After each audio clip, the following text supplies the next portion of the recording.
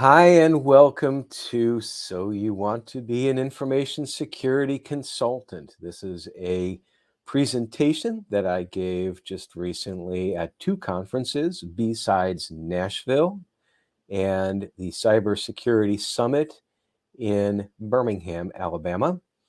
And as I said at both of those conferences, that I would have these available. This is recently from 2023. And this is the presentation that I gave. Maybe I'll have a little bit more time to get into a couple of details here, which is why I wanted to go ahead and record this today so that you have all of the information in case we were not able to cover it both in those sessions or if you weren't able to attend. So starting out really is, why are we here? Why are you even interested in this? Why am I giving this presentation? Well, I was out on a run one afternoon after work, and sometimes when I'm doing these runs is when I have really good inspiration as far as things that I want to do, things I want to talk about, things that I want to do as far as the business goes. And so I have all these random thoughts, and the thought about helping folks understand about what it takes to be an information security or a cybersecurity consultant. I use those terms interchangeably in this presentation, but there are differences, obviously. The I get a lot of questions about it. I've been running VCSO services now for 6 years, just about. Successful information security consulting firm. We've grown every year. We've helped many small and mid-sized businesses. Very happy and blessed to be at this point. But as I said, I get questions about, well, what did you do? How did you come to be successful there? And so what I decided to do was to create a YouTube series on just little short vignettes about things that I've learned over the course of the last 6 years. And I still have a couple episodes to go. I'll probably cover just about everything here in this presentation. So, but there's more details in those episodes. You may want to check it out. Just go to YouTube. My handle, if you will, for our channel is VCSO. It's pretty easy to remember. But then I also thought, well, this would be a good presentation topic for our conferences. And so here we are.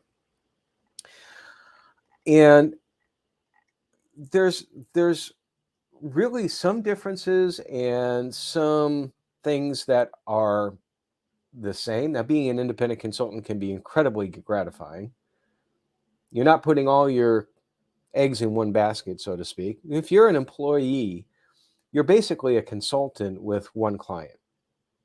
You get paid differently, but as far as work and risk goes, and we're all about risk, right? There's a lot of risk and reward there. Well, you have one client, so you have the guaranteed income, but you have one client that if that one client is taken away, you've lost that guaranteed income. When you're an independent consultant, you have varied clients. Typically in the virtual CISO field, I think that from a pragmatic standpoint, one virtual CISO can take on 4 or 5 a month, maybe a little bit more, depending upon the size of the client and your particular skill sets. We have some folks that work with us that have full-time jobs, so they'll do 1 or 2 on the side, and then some that this is all that they'll do, and they can do like 4 or 5. Once you get above 5, it gets to be a little bit difficult, and I speak that from experience. I started out VCSO services. I was doing this myself. That was really my intent, but I realized that if I want to spread the risk a little bit, that I should bring on more clients. So once I got to that either 4 or 5 level, that's when I brought on my first staff helper. It was a very low time 1099. I'll explain what that means shortly. And that basically helped me an awful lot as far as being able to just be able to service the clients. And then we had more clients come in, and so we've grown. That's what it's kind of worked out to be. I think you have to have a certain mindset and risk tolerance to being an independent consultant. You've got to be disciplined. I think you have to have your reason for doing so, your why, which we're going to talk about in just a moment, and then understand behind that the things that will influence your why. And ultimately your decision. My job is to help unpack for you some things that I've learned about being an independent consultant so that you can make a risk-informed decision. Do you really want to do this? Is your why enough? Do you have basically what it takes in order to make this happen? Now, the focus of this session is being a cybersecurity independent consultant or information security independent consultant. Information security, I see more on the governance side, cybersecurity being more on the technical side. I will, unfortunately, as I said before, use them interchangeably in this session. I don't really like to do that because that's one of my soapbox topics, the difference between the two. But unfortunately, or fortunately, I'm not sure which, the industry tends to flip-flop them anyway. So to avoid confusion, let's just say that they're the same. But there are, so a lot of what I talk about, I'm talking about cyber or infosec consulting, but a lot of what I talk about can be applicable across a variety of industries. Okay. But we will have some specific cyber concerns, and I'll touch on those as well. My goal when you leave here today is that I will have helped you move that decision needle one way or the other in the correct direction as to whether or not that you want to do this. You're at the very least right now thinking about it. Otherwise, you wouldn't be here. I understand. I've been where you've been at many times before. And then finally, I made the leap. And some of what I'm about to tell you, I did, and some I didn't. And that's about learning from mistakes as well, too. Now, I want to talk a little bit about the why of consulting. It's like, what is your why? Because I think it's important to understand first, what is your reason for wanting to do this? So that would be my first question to you would be, can you explain to yourself why you want to become a consultant? I caution to be thinking carefully about it because, first of all, some of the times the folks that decide that they want to be a consultant, it's more of a bridge. They've had some sort of life incident which has threatened or eliminated their full-time income, and they find themselves out in this unemployment state. And while they're really preferring to get a full-time job as the end result, they look at consulting as a bridge between the two. And there's nothing wrong with that in some ways, as I understand the financial pressures. But on the other side, there's two things you need to understand. There's this, um, it can be motivated by fear, and that's okay. You have to just realize that.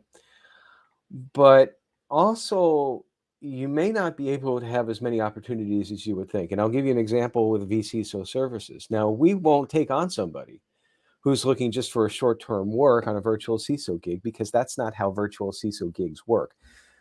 We spend with a client an awful lot of time on the front end getting to learn their environment. It takes time, and it makes no business sense for us as the consultant contractor, if you will, to bring on someone and then once they finally get to the point of understanding the business 2 or 3 months in, they go off, they leave. But now, so it might not be good for something like a virtual CISO gig, which are typically long-term gigs, but something short-term, like a pen test, for example. Well, that's wonderful. In fact, it's great. It's suited for consulting work, and I'm always looking for options that we can bring to our clients for pen testing. We don't currently, our firm doesn't currently offer it natively. I might change that. So we either subcontract or we might bring it in natively. We'll see how that goes. So if anybody's looking for a pen testing gig, at the very least, reach out to me as a contact because you never know where that could go. If your why isn't fear or uncertainty based, if your why is I genuinely want to do this, that could be a very good thing. Now, my story, I'll get to a little bit towards the end, but I will just say this to begin with. I was not one of those that was in between jobs. I had a very good job. I was CISO for a bank, and I decided to leave to do this full time. A huge, huge leap, a lot of risk involved. And a lot of what I'm talking about here are things that I went through in order to get to that point. But I will get more to that as time goes on. I will say that It was a very scary time for me, but sometimes you got to get out of your comfort zone in order to really grow. But I also have been thinking about consulting for a long time. I still have a book that I picked up from Networld Interop. Any of you dinosaurs like me out there may remember that. I think they still actually do some version of it, but back in the what I think was like the glory days of like the 90s with regards to computer networking, Interop was the show. They had several. They had some international, but every year in Vegas was Networld and Interop. It was like a week out there, and I was fortunate enough to go probably 4 times. I think through my employer because I demonstrated value add. When I came back, you should always do this with every conference, by the way. If an employer sends you, you share your knowledge when you come back. And don't look at it as like I'm just going out there to have a good time. You can have a good time, you can network, that's fine. You can do all that, but you need to bring some value back to the company, not just on how you learn what you've learned, but also what you can share. That's because that gets you to get to go to more conferences.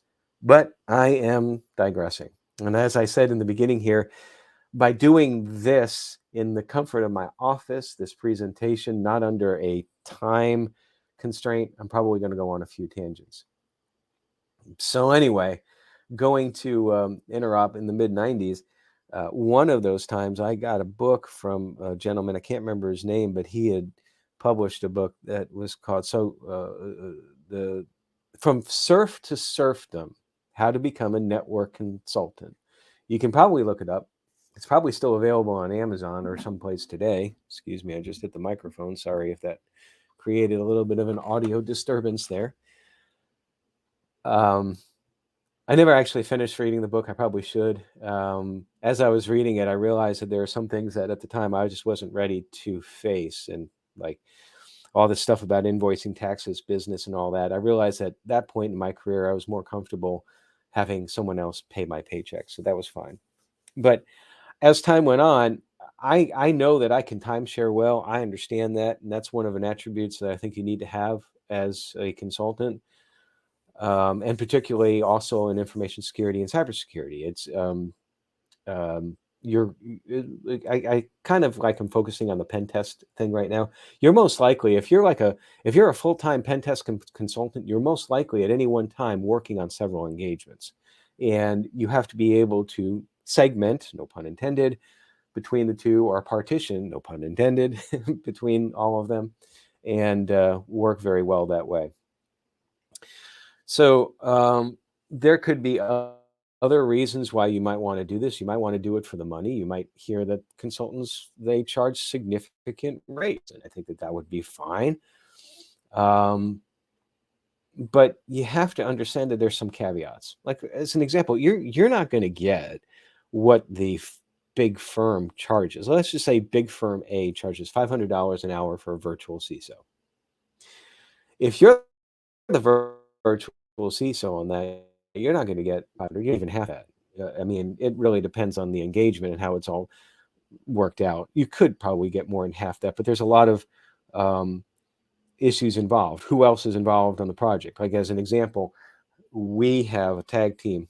So we always have a couple of folks that are working on each engagement. We do that for a variety of reasons, one being bench depth, another one being just having that multiplication of knowledge involved there, and also for just like I know this is kind of like bench depth, but just general coverage. For example, if one is not able to make a meeting one week, then the other one can. So you have all those expenses, and then you have other expenses. I'm not going to get into all that right now. It's just I'm setting expectations. Just because big firm A charges $500 an hour, which is actually kind of high for a virtual CISO, I'm saying right now, but let's just say that that's the case. Um, you're not going to see that. But if you're very good at what you do, and you're particularly in a cyber area, like personally, a little bit of unsolicited free advice. My personal opinion, as far as where the next big opportunity is going to be in GRC. And part of the reason why I think that I won't really get into the whole virtual CISO thing, except to say that there's a lot of virtual CISOs out there.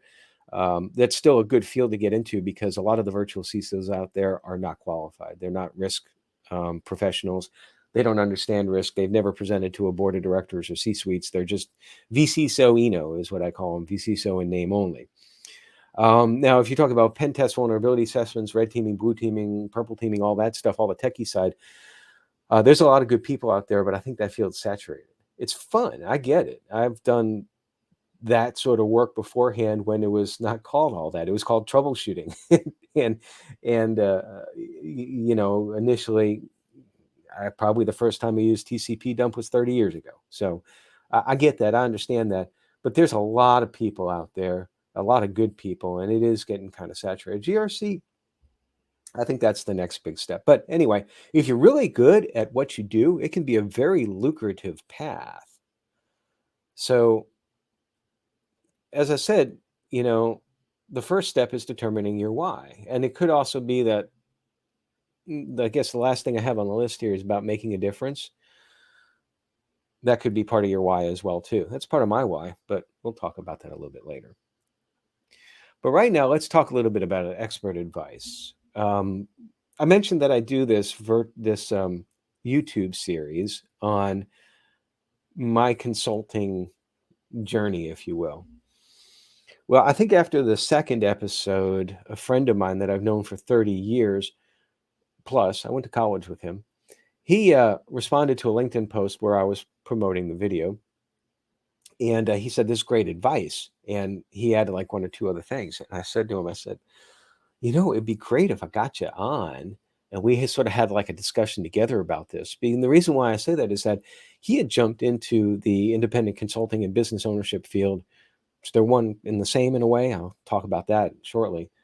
Probably a few years before I did. And I, not formally, but leaned on him for some advice when I was considering making the jump. I sought out advice from a lot of folks. That's one of the things that you definitely should do. One of the folks that I talked to that I've known for probably less time, it was probably about close to 6 or 7 years at that time, offered me a runway position, if you will, at their firm where they take on 1099s and in the second line of defense security field where the virtual CISO falls. Unfortunately, by that point in time, I had already had a couple of clients lined up through an MSP, which I'll talk about in more detail in a bit. So I didn't need that, but I was blessed by having that resource there just in case. But you definitely want to make sure that you talk with folks. Now, there's a lot of things that you need to figure out when you're doing all this stuff. You need to figure out about things. First of all, are you really ready to be a business owner? You really need to do a self-assessment. I've already talked about a few of the things already when we talked about your why and all that. You got to be brutally honest about it. No sugarcoating here, because this independent consulting entrepreneurship stuff is very, very hard and takes a lot of time. And not everybody is cut out to be a business owner. That's what I say at the bottom. And I'm not trying to discourage anyone. I just want to make sure that you understand the field that you might be getting into. You have to ask yourself, what are you good at and what are you not so good at, and write these down. Now, these are advice. This is expert advice from my friend that I was talking about. If you challenge yourself to do that, you may realize that there are some things that you have that you don't have. For example, you might be a great red teamer, but how's your business skills? Because you're not giving away your red teaming skill set. You're doing it to make a living. And you better have good business skills. It's not just accounting. Take inventory of what job functions you like doing and what you don't like doing. See what your transferable skills are. Once you build a list, go through them and think about whether or not business ownership would be right for you. I'm going to keep on drilling onto that because being an independent consultant is being a business owner. After all that, if you feel that you want to do this, that's fine. And take stock of what skills that you bring to the table. There could be like, you have to build relationships very quickly. You have to be a good listener. You have to have empathy. Again, this is expert advice from my friend who has been very successful in this arena. And by the way, you can listen to this episode or watch this episode on the YouTube channel as well too. So get it exactly from his mouth directly of all of this. You have to think about empathy because the folks that you're working for, particularly in cyber, they likely have a problem that they need resolved quickly. Cyber is one of those things, particularly with small and mid-sized businesses, but even in large businesses as well, is that it's a hard sell to make a business case as to why you have to have a good cyber program, unless A, you have to do it for regulatory compliance, or B, you've gotten whacked, or C, you're really scared about getting whacked because you've seen what's happened to other businesses that have been whacked. So they're likely nervous and they're filled with anxiety and don't really know what they need at this point in time. As a side note, we'll talk about this in ethics, but I've seen instances where virtual CISOs have steered folks towards products that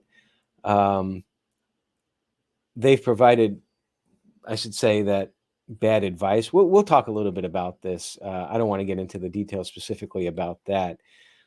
Otherwise, I won't get off my soapbox. Think about some other things as well, too. What about like your work-life balance, controlling your own destiny or giving back? Do I want to work from home or not?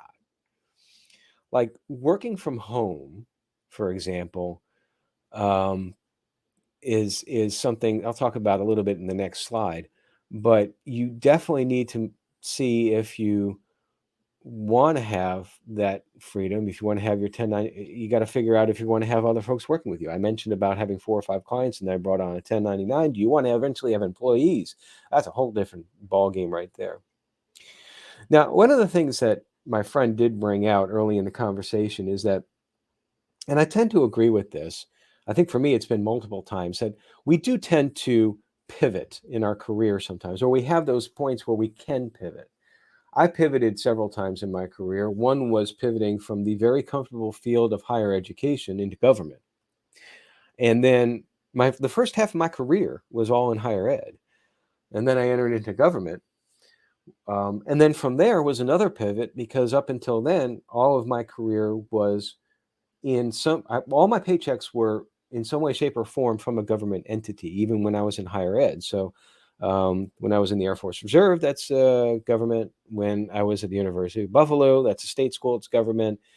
University of Tennessee Medical Center, government. Middle Tennessee State, government. Metropolitan government in Nashville, Davidson County, government. And then I go into the private sector with First Bank, and it's like, wow, there's a lot of difference there too. And I'm pivoting into an entire different field, banking, which it was a good feeling for me to do, because I was really stretching myself. No risk, no reward, that sort of thing. Consulting is a big pivot as well too. Now, just though, for expectations, we'll talk a little bit about this more in marketing, but you can't just go out and expect folks to say, it's like with me, it's like, hey, I see Greg is doing this virtual CISO stuff now. It's like, yeah, I've been waiting for him to do this. It's like, oh, let's go get him right now. You put your virtual shingle out, so to speak, and then suddenly you get clients coming up to you, knocking on your door and this and that. It does not work that way. But you also got to assess your existing skills and what you like and what you don't like. Sorry for hitting the microphone again.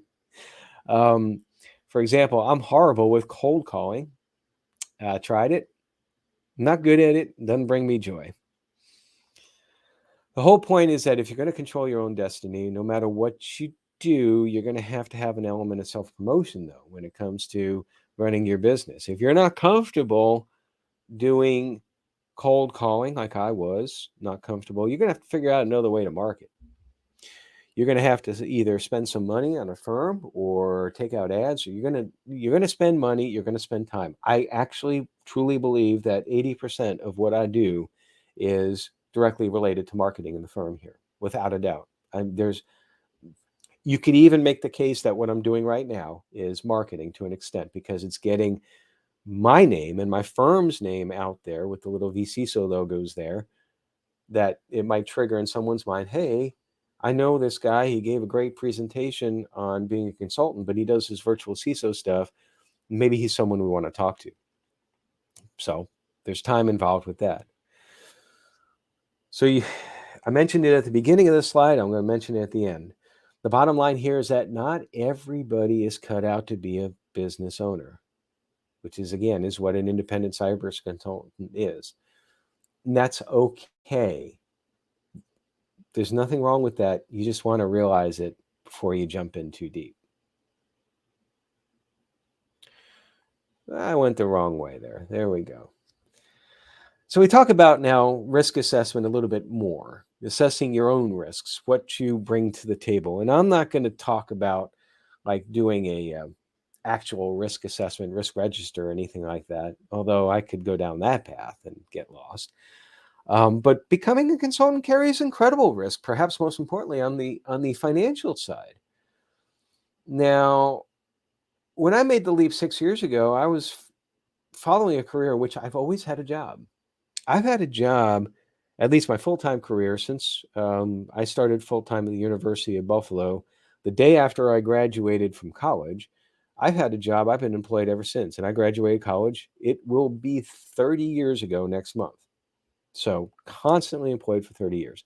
Prior to that, almost always had a part-time job.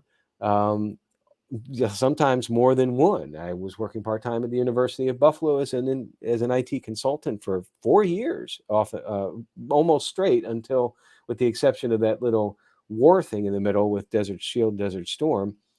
So I had that other job going on as well too, as being a reservist in the Air Force. Worked at Burger King, other jobs. I would pick up jobs probably ever since I was a paper boy at 12 or 14, whenever I first started. I think I first started helping my brothers when I was 12. So the reason why I bring that up is that I've always been very comfortable getting a paycheck. And the idea of not getting a paycheck, a understanding what is going to be coming in every month exactly, that was scary for me. It gave me security, and no pun intended. But, you always have that paycheck coming in, whatever the cycle is, biweekly, monthly, what have you. When you're an independent consultant, you don't have that luxury. You don't know what your income is going to be from month to month. It can vary based on what your client's list is. Now, as you get more clients, this is what I was talking about, distributing the risk, then it does smooth things out somewhat. And if you're going to do this full time, you definitely want to go down that path. But when you become a 1099, you're on your own, and a lot of other things are up to you that you might have taken for granted. So now, assessment, assessing, well, what am I going to do about health insurance? It was a little bit easier because my wife, um, she all has uh, uh, a good to my risk assessment that is in the um, going independent didn't work out. We could still live off of her income. We went through that whole process of just analyzing our spend and this and that. But you have to think about your future risk as well too, as far as like, saving up for future events, whether it be your retirement. I was fortunate enough that I've been saving up for retirement again since I started full time 30 years ago. And uh, it positioned me so that in case things didn't work out, I wasn't sacrificing too much my retirement years. You have to think about college. Putting children through college is not cheap. So you got to think about where you're at with that as far as saving, if that's, and there are other things, of course, when your parents get older and taking care of them and all of that. I'm not going to go down this path anymore. But another risk, as far as that you need to consider that is family related, is family time. You're going to have to work hours possibly that you never worked before because there's a lot of hustle involved. Those folks that are successful as independent business owners, they hustle. They hustle a lot. I used to think that that was sort of like I didn't put much stock in folks saying, the hustle and this and that and everything else. Like, no, no, no, no. Those that hustle are the ones that make it. Hustle doesn't guarantee you're going to make it. It's also not a guarantee that you're not going to make it if you don't hustle, but you got a much better chance of making it if you do. And so that involves a lot of working weekends, working long hours. I still, right now, I probably put in, on average during the week, 12 hours a day. Now, it's not all for my primary business. I do have a secondary business. The podcast, for example, which I haven't really mentioned yet, it's at the end of this. That's a completely separate business that I put time into. So, but I digress. Now, all this stuff about finance, you could do a quantitative risk assessment. And those of you that have actually listened to the podcast or have followed me for some time on YouTube know that I am a FAIR fan. That's factor analysis of information risk, but I am not going to go down that path here. I think that that's kind of overkill. But the geek in me is like, so what is my cost exposure if I do this this consulting? That's probably would be a nice exercise for a podcast episode at some point in time. So there's also now the risk, if you will, of working from home. And some of you might be thinking, well, what could it be as far as a risk there? Remember, I started this before COVID. And I like to joke that being a virtual CISO, that we were virtual before virtual was cool. And there's some truth in that. But I've always wanted to work from home. I mean, you think about it, the freedom. You don't have to commute. I used to commute every day. The last I guess it would be 7 or 8 years of my career. I commuted every day to Nashville from um, south of Nashville. We did move at one point in time, but even so, that commute on a good day might have been like 35, 40 minutes. It's each way. Then you have to deal with parking. You have to deal with, I know just getting out of downtown Nashville, for example, was difficult at the time. I can't imagine what it's like now. But all that time lost, the working from home, I thought would be just amazing. And so when I started the working from home, started the doing the virtual CISO thing, VCISOing is sometimes how I refer to it as.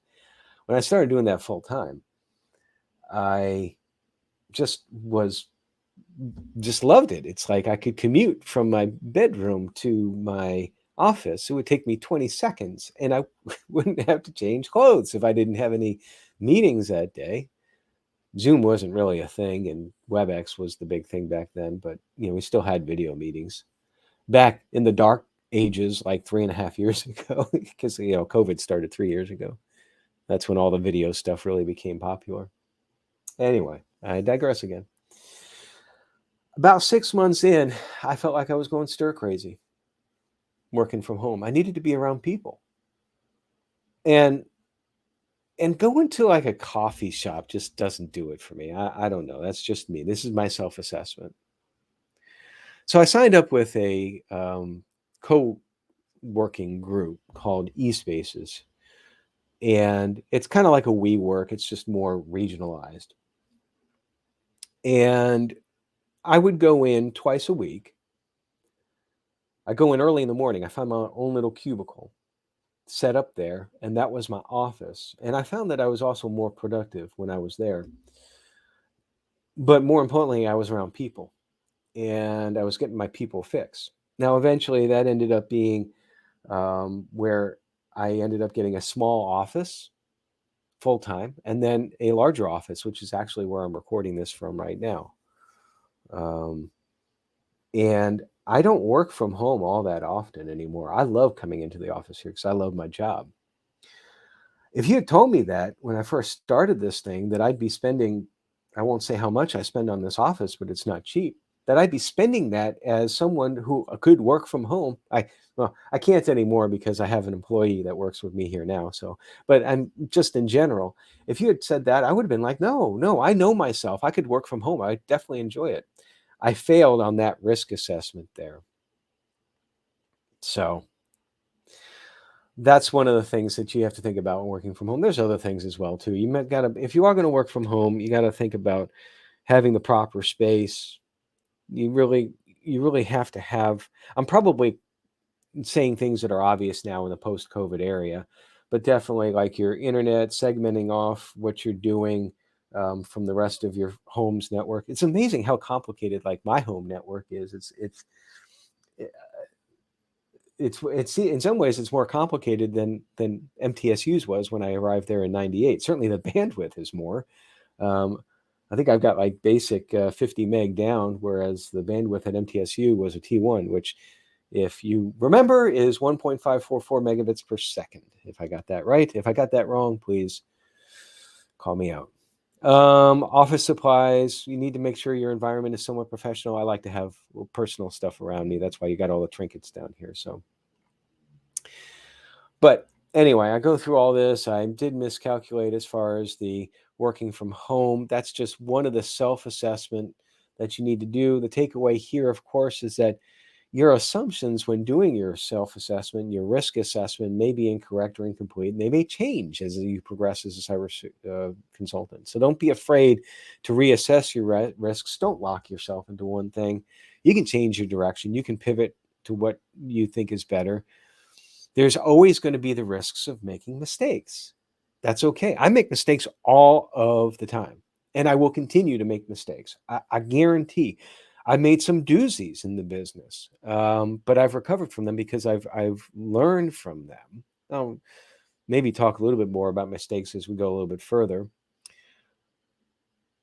But you're going to encounter things that you're not comfortable with, and if you're risk adverse to making mistakes, maybe you shouldn't consider being an independent contractor. Excuse me. You might want to just stay in the safety net of having a lot of things taken care of for you as an employee, having that paycheck. Again, it's not a life for everyone. So let's talk a little bit now about some cyber concerns. So some specific ones. Let me make sure that, yeah, I'm on the right slide. Okay. That's not to say that some of these, as I said before, won't apply in other areas, but these are some that I think are a little bit more specific to cyber consultant. And the first one is kind of obvious about least privilege. You want to make sure that wherever and whatever that you have the least amount of access to your client's stuff being a technical term for information and infrastructure. Okay. That you have the least privilege, the least amount of access needed to do your job. And I know what you're thinking here. It's just like, Greg, that's kind of like cybersecurity 101. I get that. And it's like, yeah, but that's kind of easy to gloss over and kind of easy to not notice sometimes because, well, I'll give you one example. We do firewall rule reviews. We don't do firewall rule creation or implementation. That's a first line of defense, in my mind, for my opinion, first line of defense action, and we're second line of defense solely. If you don't know first, second, third line of defense, ask Chat GPT for a summary. Best way to do it, I guess. I use first, second, third line, but I don't want to spend the time here talking about that. So it's not a first line defense but item, but certainly reviewing firewall rules for applicability is. Now, reviewing, if I'm going to have access to the firewall, and I don't even need to have access if they can export out the firewall rule set for me, but if for whatever reason it makes more sense to actually get into the firewall, I don't want to have the ability to actually create rules. First of all, it's not my job. It's not part of my scope. Second of all, I could do something wrong, or my staff could do something wrong and just really mess things up. I don't want that liability. So I've had instances, though, where I've been given more access. This is what I'm thinking about the firewall rules. One point in time, a while ago, that I realized after the fact, even though I explicitly asked for write only, or for read only rather, I was giving write privilege as well. Now, a second one here is going to be need to know. So least privilege is one thing. That's more technical as far as what you can and cannot do with systems. And the more that you can reduce that, the better your liability is going to be. We'll talk a little bit more in the next slide about liability and when we get to some more general business concerns. But the second one is the need to know. I don't have a need to know for any of my clients their clients' information, their customers' information. So two things, two examples. First one would be healthcare. We're working for a healthcare provider that has access to patient records. I have no reason to see, nor my staff, EPHI. No reason whatsoever. Now, there's always the chance that through, for example, maybe a lease priv misconfiguration that might accidentally happen. So I have no problem with our firm signing BAAs. We'll talk about agreements in the next slide, what that is and why it's important. But it shouldn't be something that is necessary from a pragmatic standpoint. And the second one is for finance, for banks, credit unions. I don't need to see the credit union's members' account information or balances or anything like that. There's no reason for us to see that. We work more in generalities as far as like infrastructure and policies and risks and incident response and all of that. Second line, you don't need to have access to that detail. Even if you're doing a user review, typically you won't have we won't be doing a customer user review, our clients' customers. We'll just be doing a user account review for the client itself internally. I mean, even when I was a full-time bank CISO, I didn't have access to that information in the core. I think originally I did, now that I think about it. And I said from a least access standpoint, I made the successful argument that there's no reason for the chief information security officer to have that sort of access. Now, this can extend this process both of least priv and need to know to how you share information. Now, I prefer that at vCISO Services, we use the client's infrastructure to share. So, for example, if they use Microsoft 365, that they provide a SharePoint site for us to exchange policies, vulnerability assessments, those sorts of things that we need to do our job. It's on their infrastructure, so I don't have to deal with the liability of protecting it at rest. If I extract it, I work on it at my machine, got a little bit of liability there, but that's fine. That's part of the job. Some clients, they're so small that they don't really have that infrastructure, or they just feel more comfortable about the service provider providing that service. That's sort of circular right there. And even more so early on, when I first started with vCISO, I don't feel that the Office 365 file sharing environment was that mature at that time. I didn't feel that way. I went with a more standard traditional approach using Citrix. I guess that was a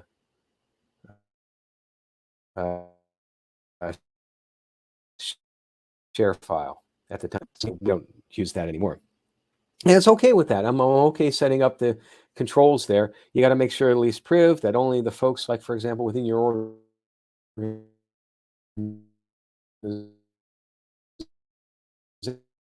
organization have access to that. I agree 9B's information, even within the firm. There's no reason for that. Limit your access. So you need to know the information. Again, think about that when someone says, I'm going to send you something, and of course, please don't have them send it via email if it's confidential information. Do you really need to see that? Don't just blindly say, yeah, I'll take a look at it if you really don't need to have that as part of your scope. And then that's number 3 here, which is important. It's understanding proper scoping, particularly here, not only when it comes to information, but also when it comes to social engineering penetration testing. This is one of my favorite examples because it demonstrates about how scoping, if it's not scoped properly, including when I talk about scoping, I'm talking about processes and procedures, this could have ended up literally being a life or death event. The situation is relayed from a colleague of mine, penetration test, physical penetration test at a bank. Physical penetration test at a bank, just like anywhere else, is typically You have a pen tester coming in. They pretend to be something that they're not. A common one is some sort of variation of IT personnel. They try to gain access to physical areas, not in the public area, in order to try to exfiltrate information, whether that be from paper means if something is exposed on a desk, or electronic means if a machine is left unattended, or if a network jack is able to be utilized to get on the network. There isn't proper NAT controls in place. So, but you got to do this physically on-prem. It's a standard thing that, particularly in the financial services arena, that it's a standard test to maybe pick out a few branches every year and send a qualified pen tester, social engineering pen tester. Well, in this particular case, the person was trying to do, I believe it was an IT type of scenario, and the person was challenged. And what I mean by that is discovered. It's like, hey, the bank personnel, they're kind of thinking something's not right here, right? And that's what you're really wanting to see, because that's the whole point of the test. You want the challenge to happen before the pen tester has actually gotten to a point where they could exfiltrate information or create connectivity and chaos, if you will, for the infrastructure. Well, it's going to be hard for me to actually do this in the chair because it involves a demonstration, but the penetration tester said, "You're right. I'm not who I say that I am. I'm not here for this." Now, before I go further, I should note that it's best practice to have what I like to call a get out of jail free card. It's a authorization letter. This is part of the scoping from someone in the institution high up with the authority to have this, to state this, that basically says, "Hi, my name is so and so at the bank has allowed for me to do this, is authorized as part of the annual physical penetration testing. You can contact this person at so and so number," or however, or just contact the person, because the bank in this case would know who to contact or how to contact. Well, this person had it, and they went to produce the get out of jail free letter.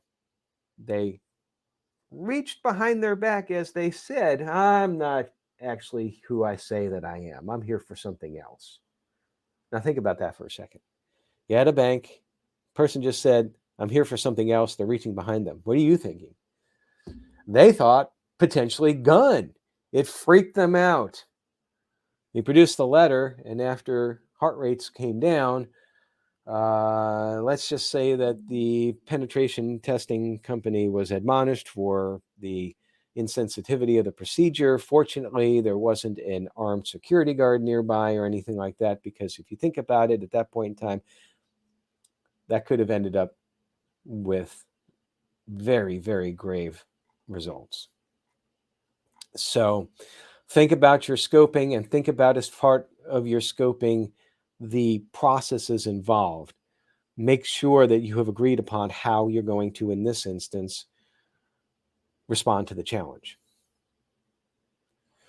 Now, next, I want to touch on ethics. There's a few things here that I think are important. I'm just going to give some examples, but remember, ethics are part of the CISSP and some other certifications, most of them probably, in cyber. Pretty much by definition, we are entrusted with clients' infrastructure and information. There's a huge responsibility that comes along with that.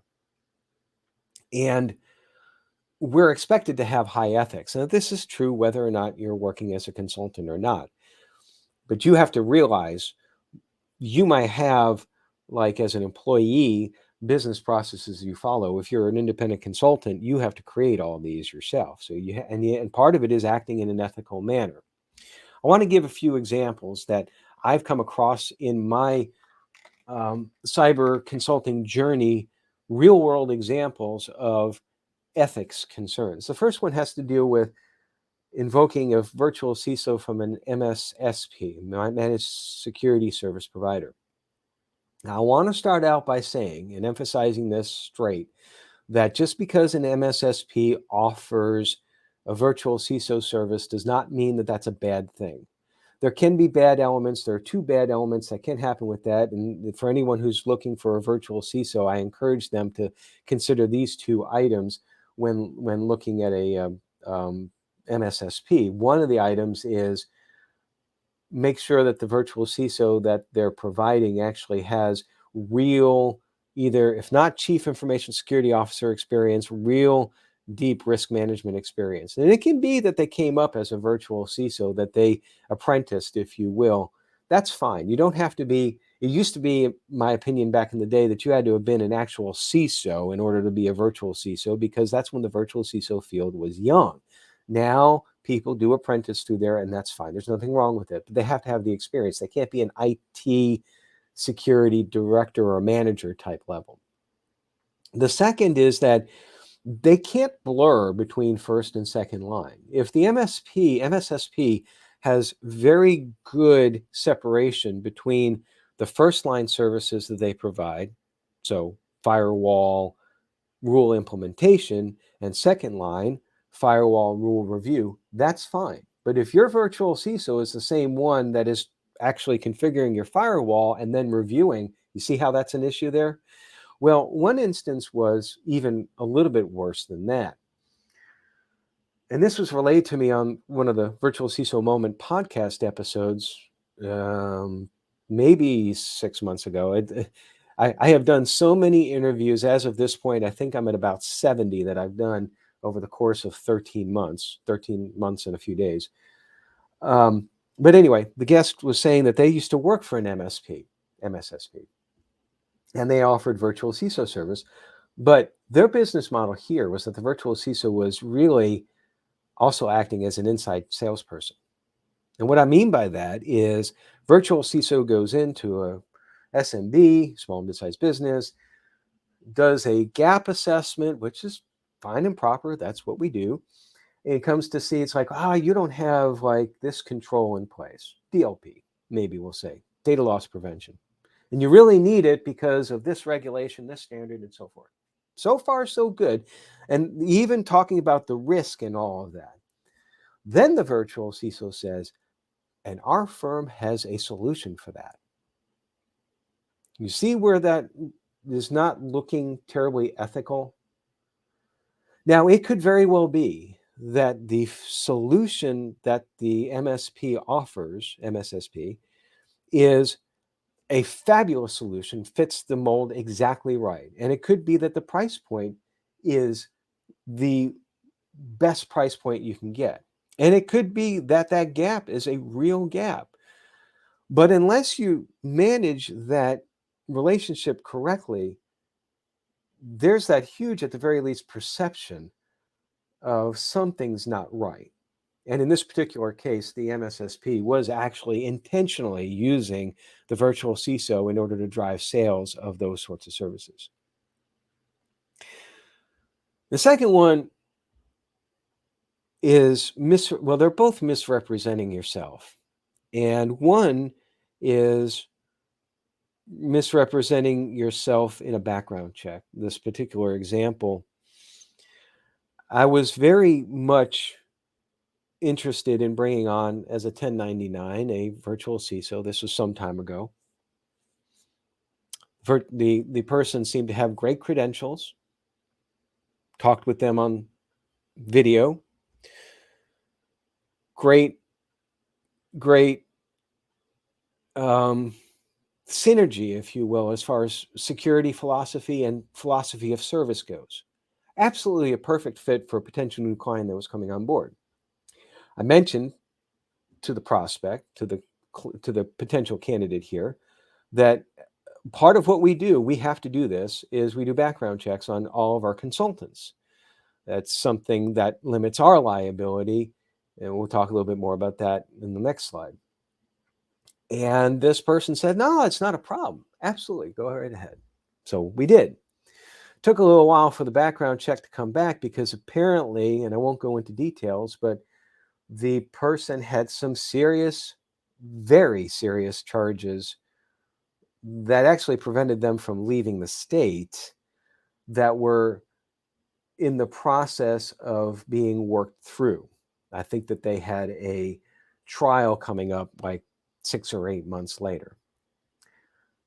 And our response, as you can expect, was straight on. It just very simple. Your background check was not a pass. As we mentioned before, we needed a passing background check. We cannot go further in this engagement.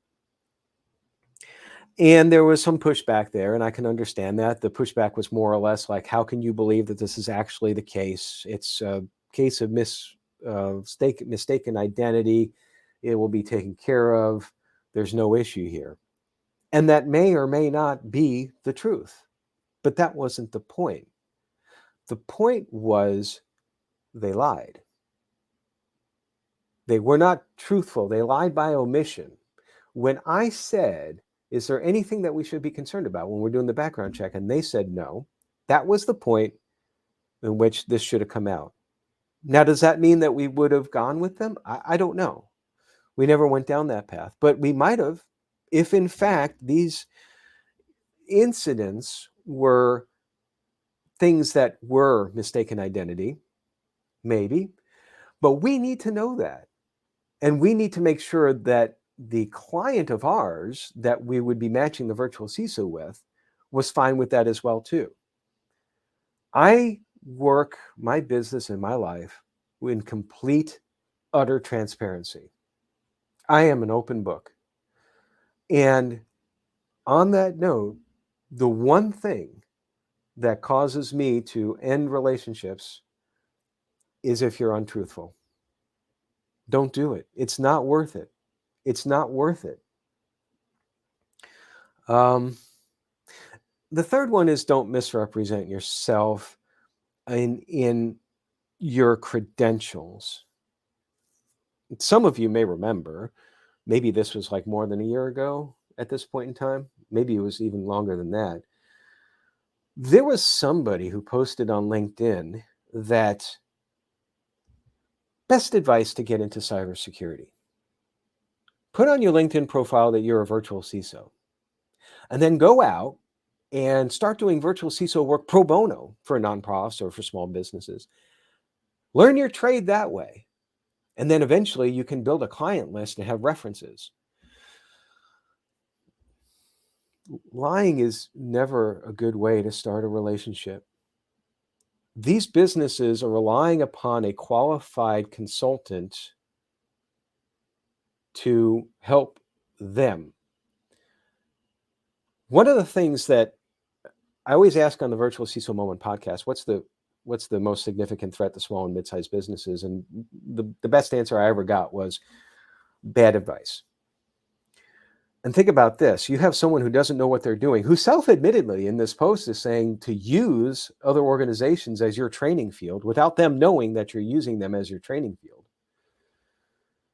You give them bad advice, they can end up in a position where their security posture is worse than when it started. And the virtual CISO, in name only, is now gone. I know I was a little. If you're a small and mid-sized business owner, you have to vet your consultants. Don't just take them on word. Make sure, pass background check, look at what they've done in the past. Understand what you're getting. And you, as the cyber consultant, make sure you're being completely open with regards to all of that. So I think that I've kind of beat the whole ethics thing. One other example was where there was we started with a client, and we always ask for the as is, if you will. One of the things that they provided for us that we requested was the most recent pen test, which was not a pen test when all is said and done. It was represented as such. Looks like that they used Greenbone, OpenVAS, to conduct a vulnerability assessment. And then from what was found in the vulnerability assessment, they conducted a pen test. Yay, the pen test showed that they were not able to exploit anything.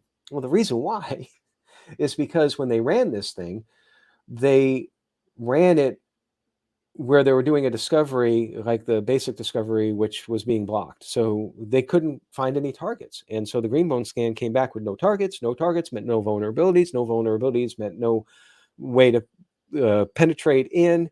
And they said in the write-up actually that they spent like 2 or 3 days on this, and they did like a 4-page write-up. It was, I mean, how long can you make like a report where you're basically saying nothing is what it boils down to. But they spent 4 pages basically saying nothing. And when we saw this and we explained to the client what a penetration test actually is, what actually happened here, and we did a pro bono internal vulnerability assessment for them and found a lot of stuff. Don't misrepresent your work. That's and when you do that, you soil your brand. Your brand is the most important thing that you have, particularly when you're an independent consultant. I mean, I think about this where I did interviews for an employee position back in the fall last year, or late. I guess we were advertising for it late last year, and we settled upon several candidates, and one, from that we brought in for virtual interviews first, the first round. We had selected several, and one never showed. Now, they contacted me beforehand. They asked, is this a virtual position? And we were pretty clear in the ad that this is an on-site position. And there were a lot of reasons for that, chiefly because of the knowledge transfer and all that. But I digress. Once we said that, I guess that the candidate decided that they didn't want to have a job that they had to come on site, but they didn't tell me. And so I wasted my time prepping for the interview, getting all set up here, waiting for 15, 20 minutes, emailing them back, never getting a response. I remember that person's name, local here, and it's your brand. I'm not going to publicly, of course, say the person's name, but if someone came up to me privately and say, hey, what do you think about so-and-so? Or I've got this person who's great that I like to recommend, and it's so-and-so. I'm like, sorry, you lied to me, basically. You said that you were going to be somewhere and you weren't. You wasted my time. All right, let's go on to some more fun stuff. Business concerns. See, I wish I could have done all this like at the presentations, because there's just so much more involved. So I'm enjoying the free reign here going through this. It's also I'm enjoying it. So remember, you are a small business owner. You may not be interested in the aspects of the business concerns of consulting, but you better be. When you become a 1099, you become a small business owner.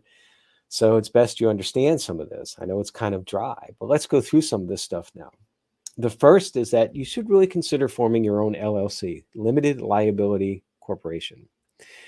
And on the surface, it might seem like overkill, but this actually, even if you have like one client, this sets you up from your personal finances being exposed on your business side in case for whatever reason you get sued. And you definitely want to have that firewall, no pun intended, between the two. It doesn't cost too much. You can do it yourself for a couple $100. When I formed VCSO, I went through a service that actually does all this, which for me, since this is not my core competency, I'm like, I was fine with it. And I still do that. You can see it in our logo. It says VCSO Services, LLC. There are different kinds of LLCs, but for the purpose of this discussion, and really for what you all are probably looking for, at least starting, it would be a sole proprietor, single source, pass-through, I think is maybe the right term. And basically, it makes it very simple. It makes it simpler from a tax standpoint, in that it's a pass-through in the sense that your income is you report on your 1040. There's like an additional form, I think it's the C, that you get into more nitty-gritty details about your business expenses and income and all of that. But now the next thing you should think about is insurance, and specifically errors and emissions, or E&O. And you might be familiar with this in your full-time job, and particularly if you're more at the risk management or CISO level.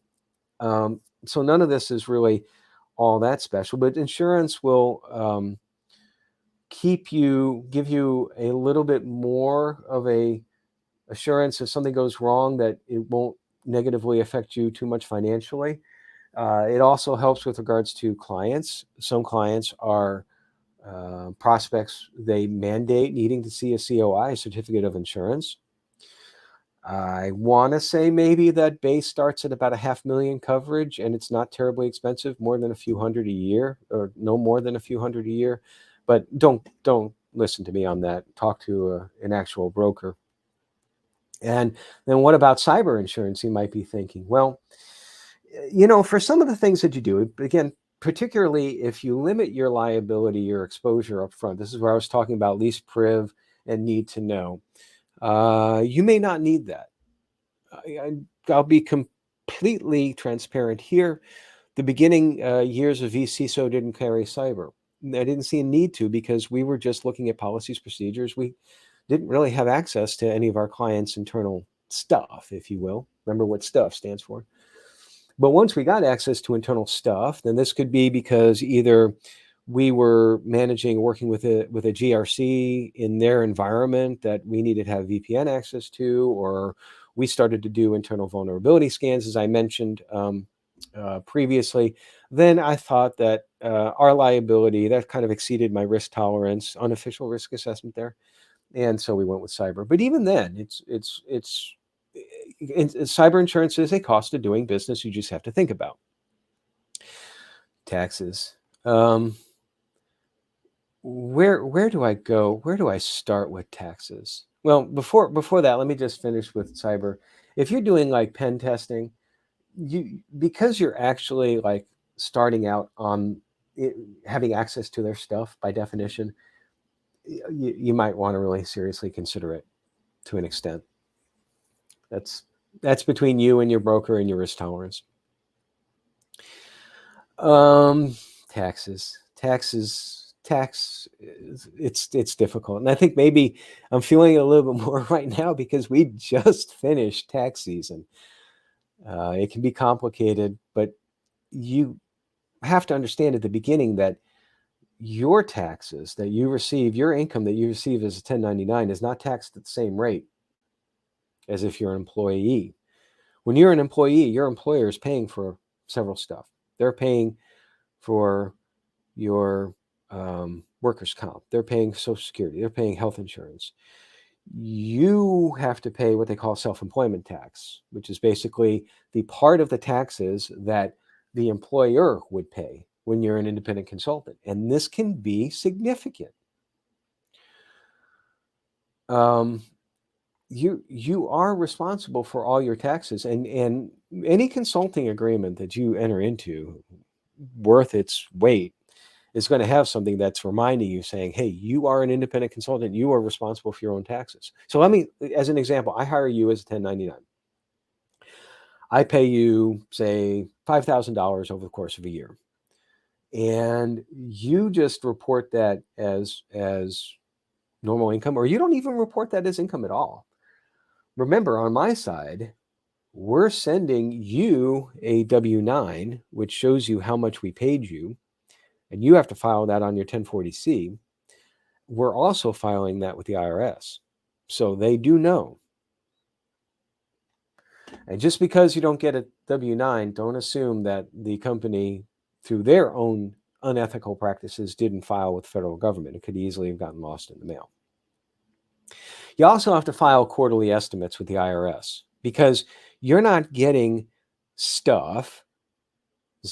I got to stop using stuff, I guess. You're not getting taxes taken out of your paycheck every pay period like you are as an employee. So the federal government requires that you estimate what your taxes are on a quarterly basis based on your income and send that appropriately. You have to do that. You will get fined for that if you don't do that and you don't estimate within.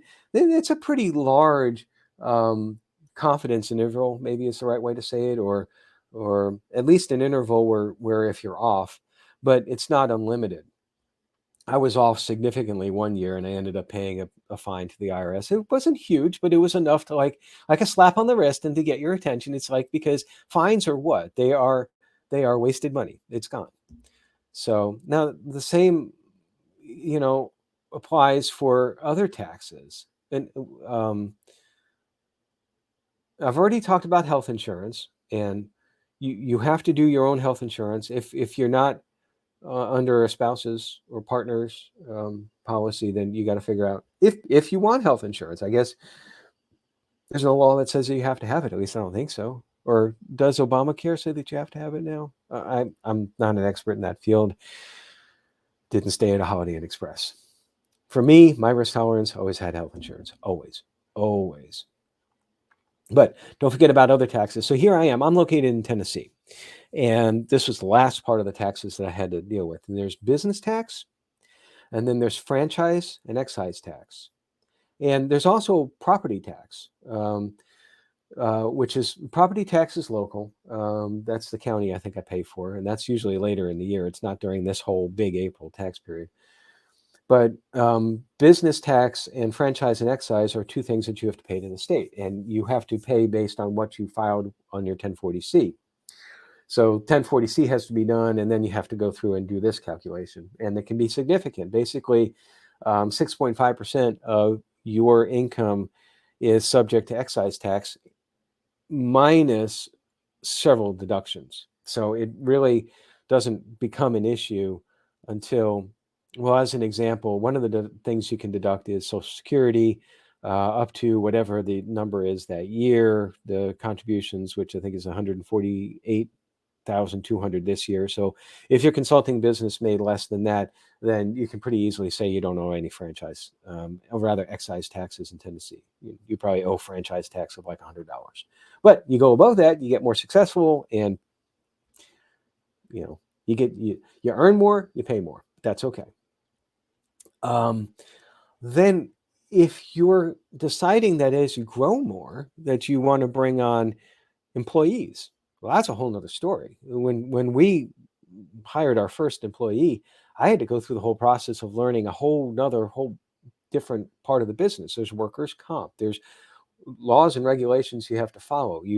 There's just a lot of stuff. And plus, you are now paying their insurance. So it's not only are you not getting paid for yours as an employee. Now, if you're employing others, you are paying their insurance. It's actually flipped. So if you offer someone a salary, say, of $4,000 a month, what you actually pay them is not $4,000 a month. Your out of pocket is going to be significantly more than that. I don't know what the rule of thumb is. I want to say maybe 15, 20%, but don't quote me on that. Now, there's also other agreements. Remember I talked about BAAs? That's Business Associate Agreement. That's one of them. We'll get to that in a moment. I talked about contracts. You definitely want to have a contract in place. It doesn't have to be a really, really complicated contract. It should mention the scope of what you're going to do. You can tie it with like a statement of work. Sometimes leave the contract generic and the statement of work is referenced in the contract, and that's more precise as far as the services you're going to provide. You want to have a lawyer make sure that it's all good. Have them look at the contract, and also some sort of a mutual non-disclosure agreement. I'm okay if the client, the prospect prefers for us to execute under theirs. I'm okay with that, or vice versa. If they want us to use ours, I'm okay with that as well too. The contract, sometimes it's referred to also as an MSA, Master Services Agreement. It's just some sort of written document, legal document that folks sign in order to outline what the terms of the agreement are. The BAA, the Business Associate Agreement, that's sort of like an NDA on steroids for EPHI, for healthcare agencies. Again, read it carefully, make sure everything's fine with it. You have to think about the tools that you want to use for your businesses, because businesses don't run themselves. And as a contractor, don't expect your clients to provide you with tools like a They might provide you an email address, but don't expect them to provide for you a computer. Actually, had a consultant ask me that at the bottom line. It's like, the inference was, well, okay, am I going to get a laptop now? And I'm like, no, you bring your own tools to this engagement. That's not something we do. I still have my own tool. My first tool was a Chromebook that I'm looking to my right. I use it as a TV now in the office because it's out of support, but running Hulu on it, how bad can it be? It's segmented off from the corporate network, so it's all good. Back office stuff, Microsoft Office 365 or G Suite, you'll need to have something to store your files. I really don't recommend using a Gmail address and using Gmail for all that, like the free Google Drive and all of that. You can, and there's good protections with that. I'm not really saying there isn't there, but there's that perception of professionalism that only comes with getting your own domain. And it's not, again, terribly expensive. But if you just have one client or you do it on occasion, Gmail address might be okay. I personally have an issue with working with folks that don't have their own domain and domain email in the security field. Website is another consideration that you want to do. There are some free ones out there, but again, your mileage may vary on how that looks as far as professionalism goes. For vCISO, we're in the process of redoing our website as we speak right now. We've done we've done a easy for SMB service through GoDaddy, which is fine, and you can do an awful lot through services like that. But we decided we needed to ratchet it up a little bit as we grow. Cell phone for MFA, I don't think that that's an issue for anybody. Accounting platform, you have to keep your finances separate. And on that note, too, get a separate bank account for this. That also limits your liability in case something goes south. Keep everything separate. Keep your accounting separate. I used Wave apps when I first started. It's free. The basic version is free. It does what you need to do. You can do invoices from there. Just waveapps.com. I'm not endorsing it. I'm just giving you an example. Video conferencing, you could use Zoom if you're not going to use Teams for Office 365. If you do one of those other platforms, you can, I guess. Business phone, you could use Google Voice, I suppose, or I subscribe to a service called Grasshopper, which I'm very happy with. We've been using it now for 6 years. Project collaboration and management, so like your Jira and your Smartsheet would be examples. And again, that's all that they are, examples, not endorsements. Professional services should have access, as I mentioned before, to a lawyer for a variety of purposes. Should also have access to a CPA. Unless you are really good at accounting, particularly when it comes tax time, CPA will pay for themselves. Keep good records. Make sure that you keep very good records, particularly on the finance side. And then finally, you might want to invoke, I mentioned this in the beginning, professional services for marketing. I mentioned about the website that we're changing right now. You can track prospects through something for free, like HubSpot, I think is still free. You can, but you're going to pay for marketing one way or another. There's no ifs, ands about it. Even if you do we'll talk about marketing in the next slide, now that I think about it. So I talked about a runway when you're getting started. If you can sign up with a firm, as I did, I signed up with an MSSP that provided virtual CISO services that was very good about keeping them separate, the first and second line, and very good about offering quality virtual CISO services. That's how I got started in this, and was able to learn a lot from that as well, too, from the group that actually provided it, learned from another virtual CISO. It's invaluable. And that gives you the runway to kind of launch your business. Then you can start taking on your own clients. You need to have a business plan. I didn't do a good job with that at first.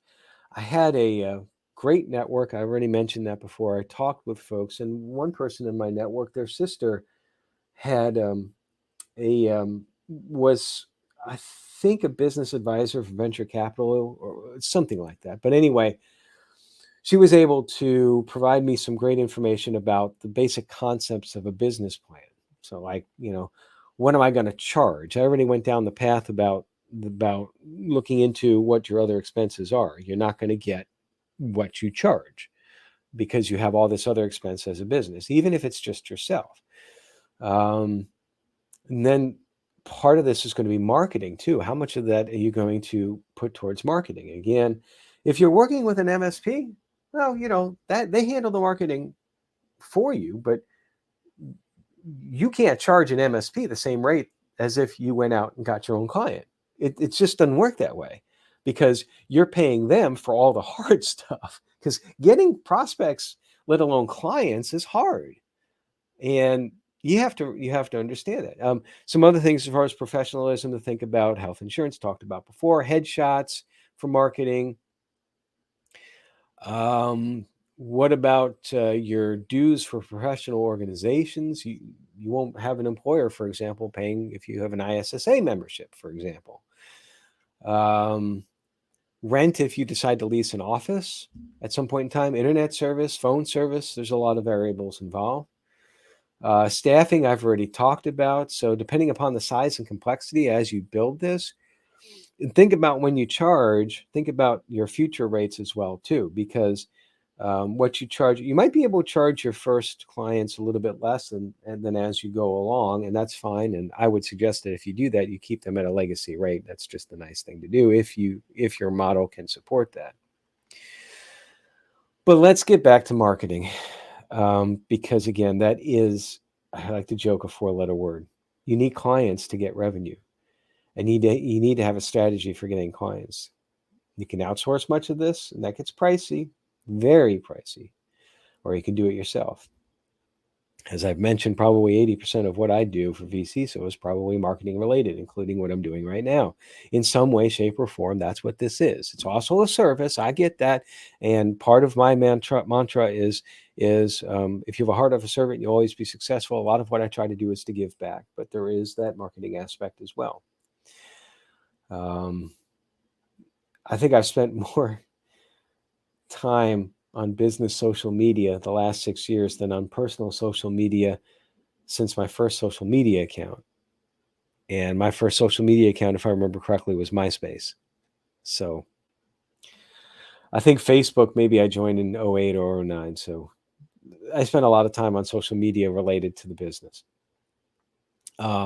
HubSpot, or rather Hootsuite, can help manage that somewhat as well too. I think they used to have a free version. I don't think they do anymore though. So you can probably find other free versions. Another thing about marketing, if you're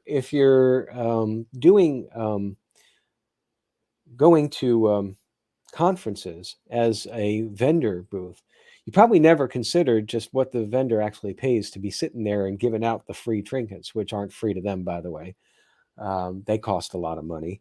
Yeah, I think you need to be always be cognizant of that, be respectful of their time, that this isn't, they're not there for you just to get free stuff. They're there to try to get contacts so that eventually they can engage in business. And I understand most of the time that's not the case. They just stop by your table for that free pen. I have people come by. It's like, can I get a pen? It's just like, and they're gone before I can even ask about, hey, do you need a virtual seat? You have to have a thick skin when you're in that position. But displaying at a conference, I think about InfoSec. I think at InfoSec Nashville, I would imagine that probably like a table is something like several $1,000s. So like say $4,000 to display just a basic table out for one day in a decently attended conference, but it's not like your RSA or your FSISEC. I mean, those booths, particularly as they're large, you're talking tens and tens and tens of thousands of dollars, probably in some cases over 6 figures. It's not cheap to market. It is not cheap at all. And you can, even as a small business owner, you can lose a lot of time and money if you don't have a strategy for getting clients. And I'll say one thing that's worked for me to some extent is exactly what I mentioned before, and that is the podcast. The Virtual CISO Moment started as the Virtual CISO Minute, where it was just a YouTube series of me talking about information security concepts for small and mid-sized businesses, risk assessments, the difference between vulnerability assessment and pen testing, and so forth. And I realized that I find it difficult to talk about a concept or a topic in the span of 1 minute. So I made it the virtual CISO moment. Over time, that evolved into something much different, much bigger. It's now a podcast. As I mentioned before, I think that I've done probably, at least as of this date, 70 interviews on it. I get people on there that are much smarter than me and have great experiences, and I have the pleasure to share this with the audience, and not only those in cyber, so that they can get ideas about their own cyber path, but also great information for small and mid-sized businesses. And the people I interview, I help their brand as well too. So I always encourage, if you're an independent consultant and you want some brand exposure, contact me. If you've got a good story and a good product and you're helping folks, I don't care if you're a direct competitor. I have had several of my virtual CISO direct competitors on the virtual CISO moment. I will happily do it again. But that's helped me. And of course, part of the thing that helps too is that the virtual vCISO Services sponsors the podcast. We're one of several. We're working more on sponsorship there, but currently the intro role is the big sponsorship, and that's my firm right now. It won't always be my firm because that's a separate business now for me. The virtual CISO moment is handled by a different company. I won't go into that right now, but it's a company I own. And to date, I think we're at 270 episodes and do 3 or 4 a week now. One last word about getting clients, marketing. If something doesn't work, don't beat your head against the wall and try to make something work that doesn't work. Just figure something else, move on. Try to measure success, but move on. So if you do cybersecurity consulting long enough, you're going to be on the receiving end of pushback. You might have a defensive IT manager, for example.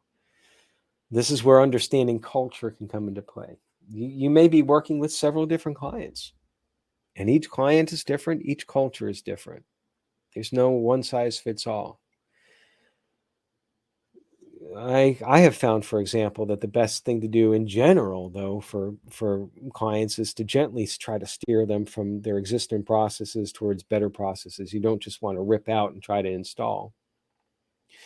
But you have to understand how to make that slow change.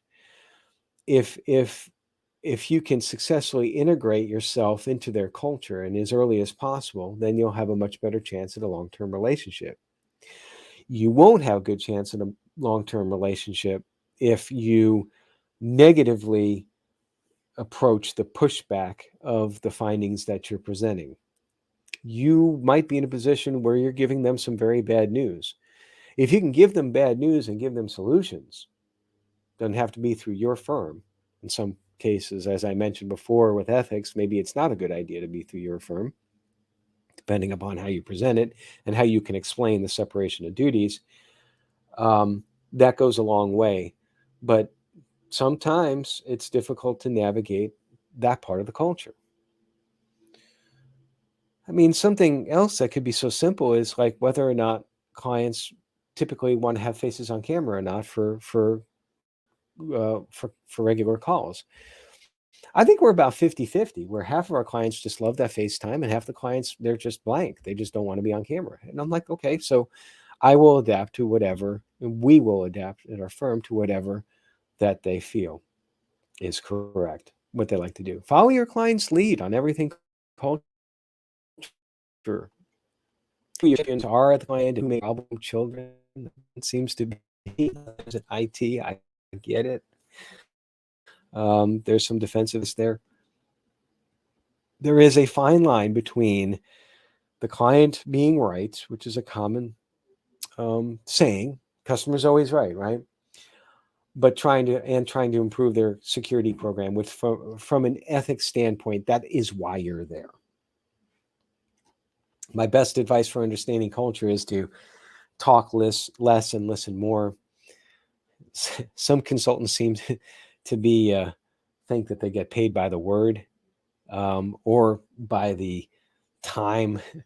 I mean, spending more minutes. Some consultants I've seen that they'll actually like schedule meetings in order to make that billable time. It's like, nah, don't don't don't do that. Talk less, listen more. Try to understand what your client needs, because they hired you for a reason, and then they need to feel good that that reason was heard. I do suggest that you keep your client list confidential. It might look good on your LinkedIn page to say, hey, I've done this for all these different groups. I think actually it's better to just promote your business, your LLC, and leave the client list confidential for a variety of reasons. I think it boils down to being more professional. There are some security concerns as well, too. But if you have the urge to do otherwise and ignore my advice, at the very least, make sure that your client is okay with you putting them up on their page as well. Again, you typically don't see that. You don't see, like, say, an audit firm on their page saying that they work for, I mean, it's a different, like on a web page where if they've been vetted, it's like, here are the folks that we have worked with in the past. Here are some testimonials. That's a different thing. It's not about you bragging about what you've done. So going forward, I've made some mistakes. I won't go too much into them. I did, and some of these I've touched on already. I thought if I put my proverbial shingle out there, my virtual shingle, that clients would be knocking on the proverbial door, the virtual door, but that just didn't happen. It is hard work to get work if you're doing it yourself.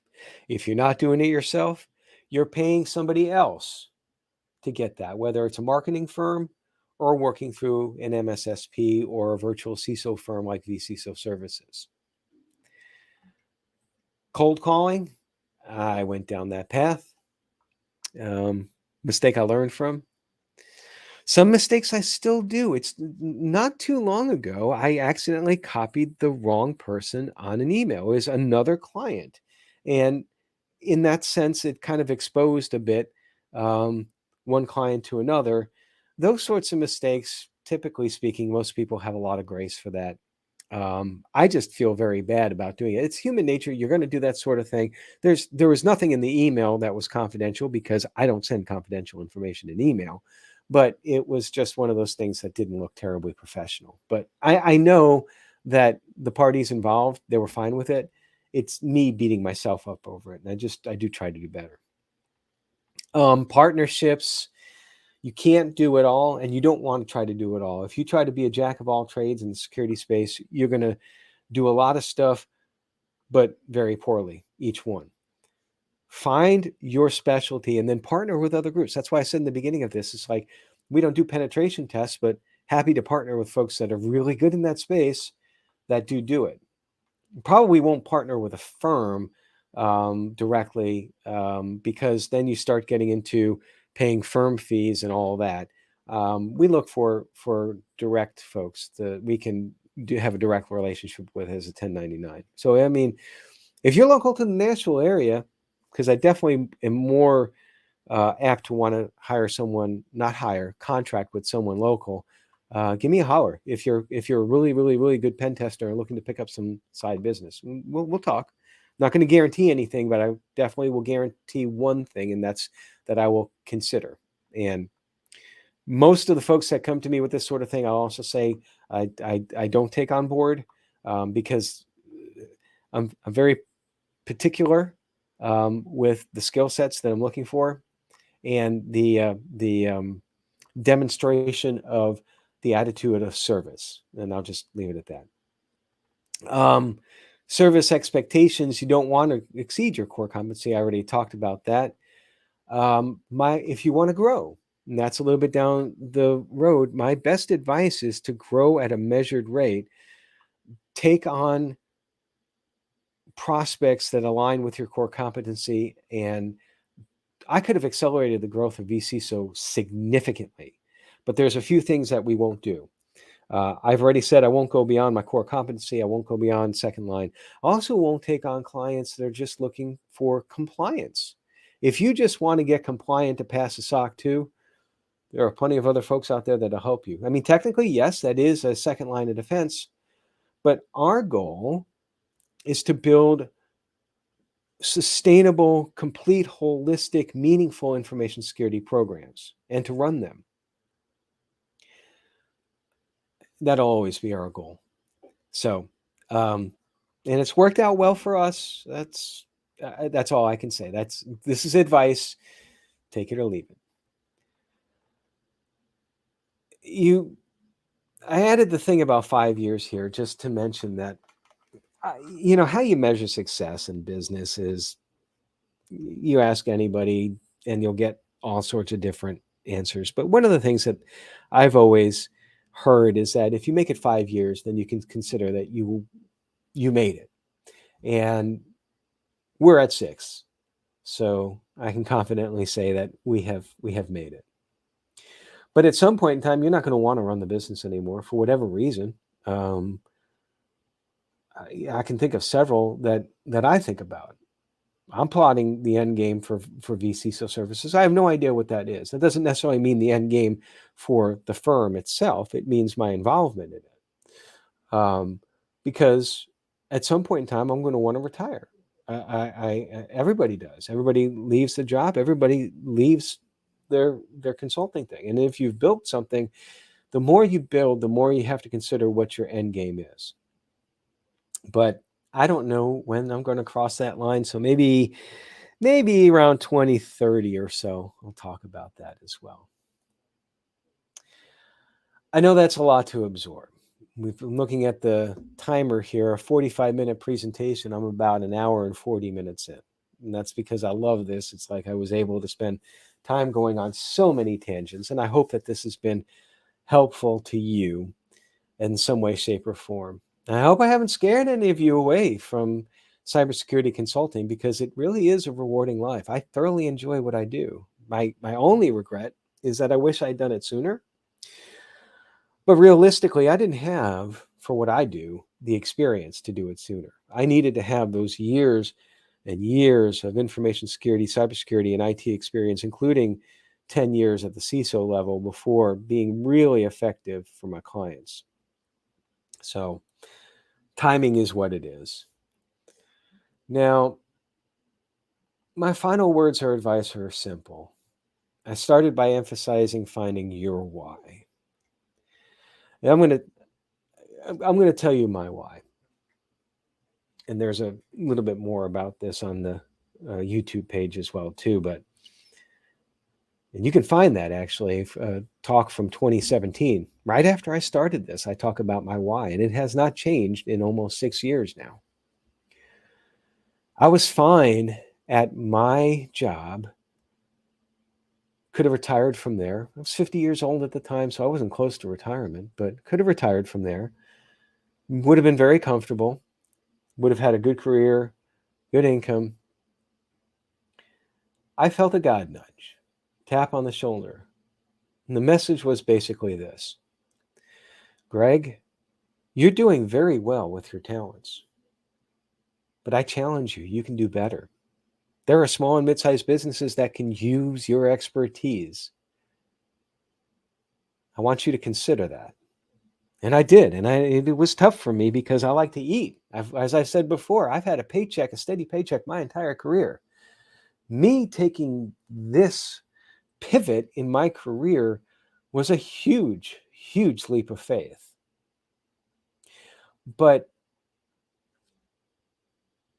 the mission that was given to me was to serve. And because my mission was to serve, and still is, I've been successful. I don't measure success by dollars or client list or number of staff. I do this, presentations like this, and the virtual CISO moment, and